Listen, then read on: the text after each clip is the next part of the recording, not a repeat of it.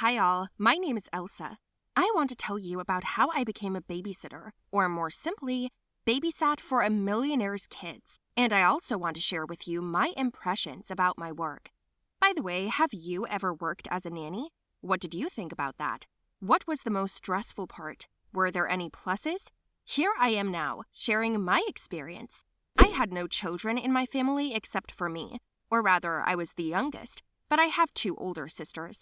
They love me, but they never really looked after me. They never scolded me, they didn't praise me either. They didn't care about my existence at all. For as long as I can remember, they liked to sit alone in their room and talk about boys, and I didn't give a shit about that. When I came in, they would kick me out. So I grew up on my own. My dad always worked. He and my mom divorced years ago, and she left us with my dad. We were doing well, though, going to school and doing chores. I seemed to be the only one left out. All my childhood, I had dolls, too. There were just a bunch of them. I adored playing sister, mommy-daughter, taking care of the dolls, washing them, feeding them, and diapering them. My father called me the most thrifty, though. I didn't quite know what that meant at the time. A few years later, as I got older, it was time for me to make plans for the summer with my friends. My dad would basically let me go camping, but there was no money, so I often missed the hangouts. That's when I decided to look for a part-time job. My sisters were already working at the time, but asking them for money was even more impossible than my father, so I had to look for a job. Man, I looked everywhere. Waitress, cleaner, assistant to the dude who fed the animals at the zoo. As you can imagine, I got turned down for all of them. Why? Because I broke the dishes at the cafe. A lot of them. New ones, too. I mopped floors so the director walked on a wet floor and slipped and broke his leg. And the last job, it was pretty sad there. I almost let the lions out while serving them meat. And my boss could have lost an arm or his life, but he didn't. I left on my own, or rather ran away with a piece of meat in my hand. I was very upset because the camping was coming, and I still had no money. Then, coincidentally, at the bus stop, I met an old acquaintance of mine. Her name is Ray. This girl, for as long as I can remember, always worked. Her family is not poor, but she was very fond of financial independence, so she worked hard. I told her the story of trying to find a job over a cup of coffee, and she offered to help me help her. What do you have to do? I'm a babysitter. My job is hard, but not dusty. The thing is, my kids aren't regular kids. Their parents are millionaires. They sound rich. That's true, but it has its own twists and turns. Sometimes when we have guests over, I can't handle the number of kids, and in those moments, I need another responsible girl my age. Help me out and I'll pay you, don't you think? Yeah, let's give it a try. Okay, let's go now. This family has a party tonight. I was a little confused, but when she voiced the amount, all my questions somehow disappeared by themselves. We went to a really cool mansion. Ray introduced me to the owners and introduced me as her assistant. Yeah, an assistant with zero experience, I told her quietly, through gritted teeth, laughing. The main thing is to pretend you're a pro. You'll learn, she said. She immediately gathered the kids into a group and introduced me. There were little kids from 2 years old and older to 12 or 13 years old. There were 9 in total, but 5 of them were the owner's children. Oh my gosh, how do you keep track of them? There's a lot of them. It's my job and I'm a professional. That's all. You'll get used to it. Okay. I turned around and one boy poked me in the face with a toy. It got in my eye and pulled my lens together with the toy.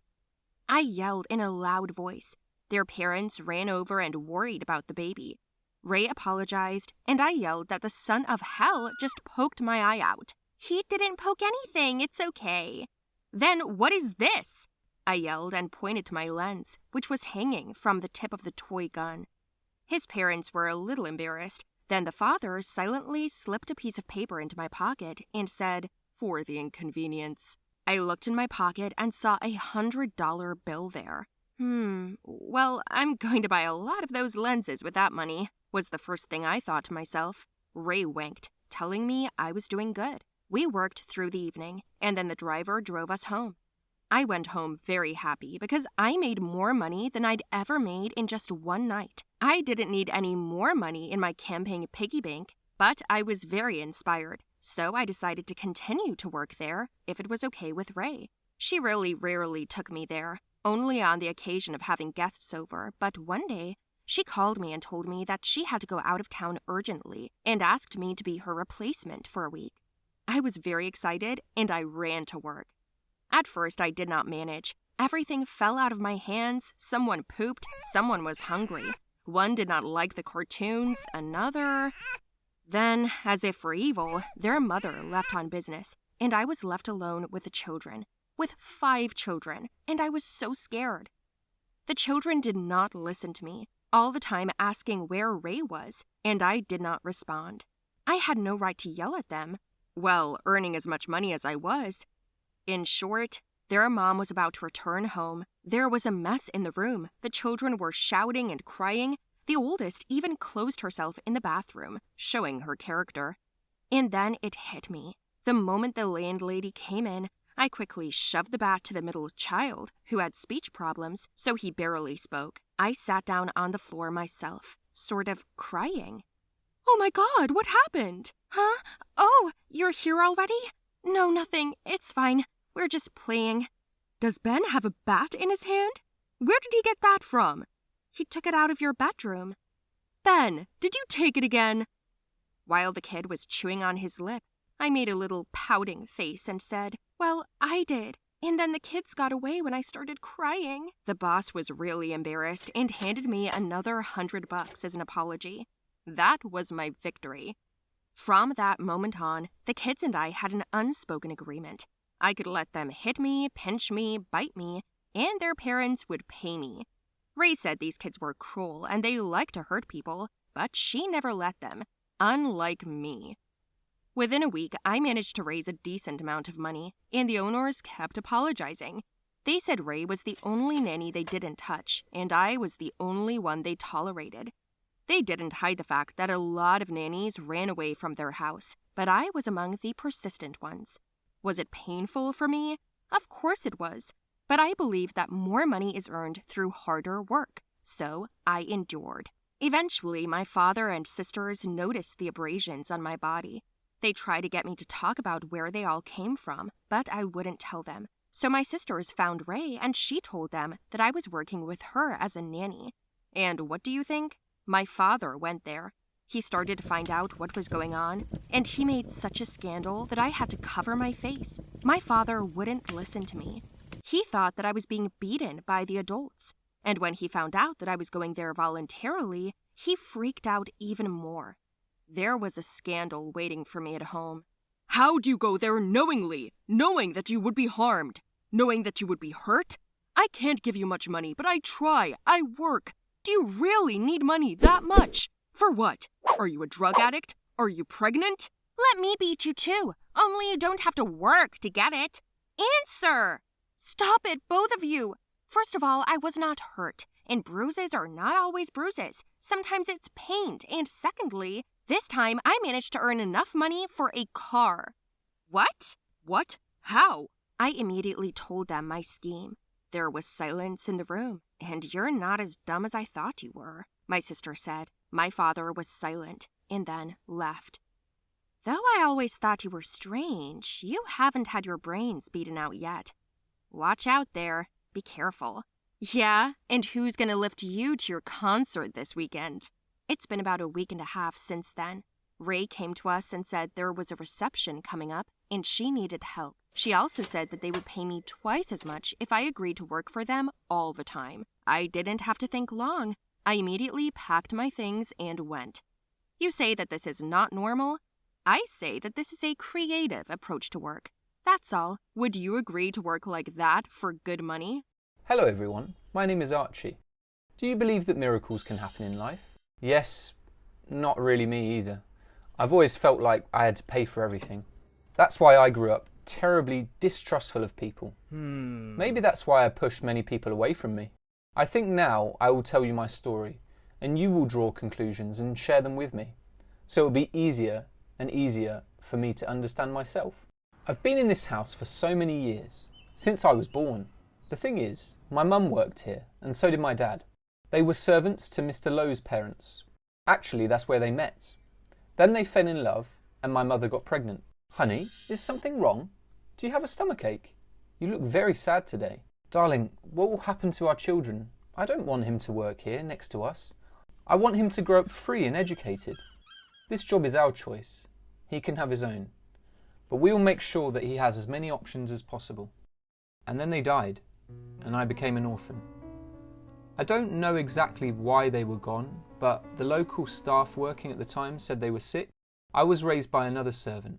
Because my parents had worked well and won over their hostess, Mrs. Lau allowed me to stay with her. I've been living and working here ever since. Archie! Archie! Archie! Where are you? I'm here, Mr. Jonathan. Where are you? Quickly mow the lawn, it's time. Okay, I'll do it. Mrs. Lowe, I'll do it. It's just that the car broke down. I fixed it. It's already fixed. I'll start now. There are guests coming in 10 minutes. I don't want the lawn mowed in front of them. Hurry up. Yes, ma'am. William, what are you doing? Go home. Quickly. Her son just laughed and went into the house. Why is he so angry, her son? He's always been like that. That's how he grew up. He's not only mocking you, he's mocking me too, and more than once. But why? It's so humiliating to put up with all of his antics. What can you do? He's our host. He's the owner's son. He didn't hire us, and he doesn't pay the salary, so I'm not responsible for myself. Sit tight if you don't want to fly out of here.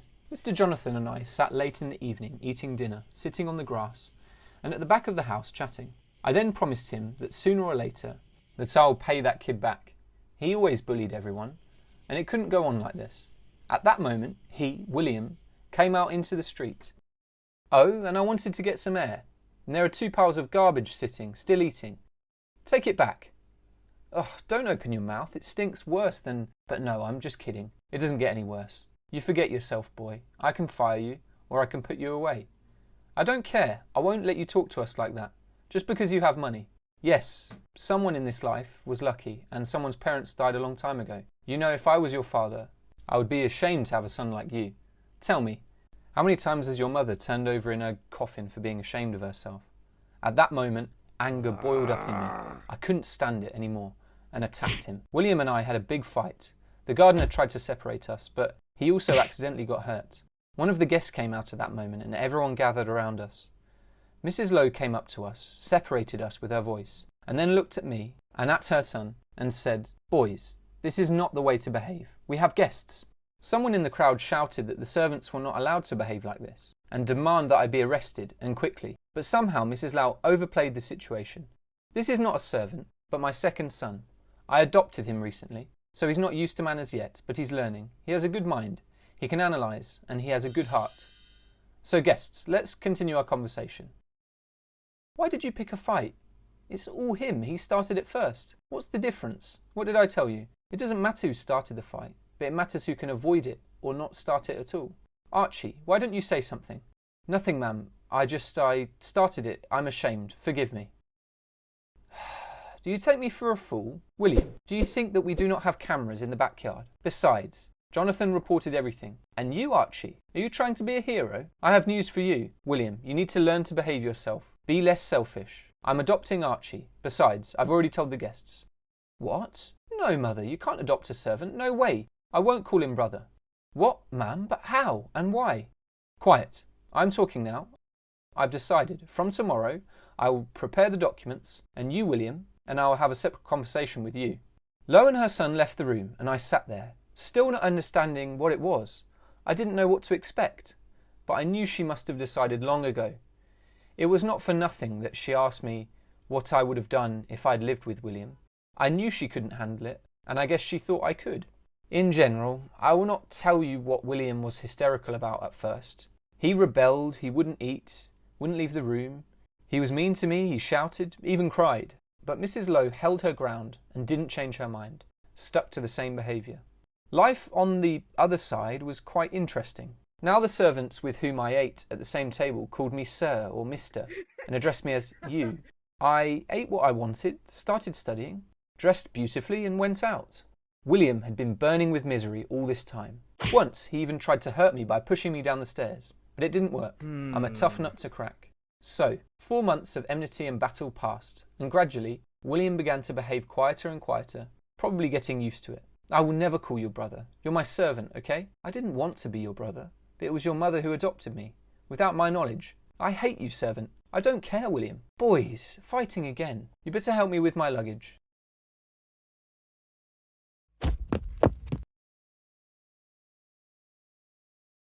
Mum, how are you? It's all right, boys. The doctor said that one of you saved my life.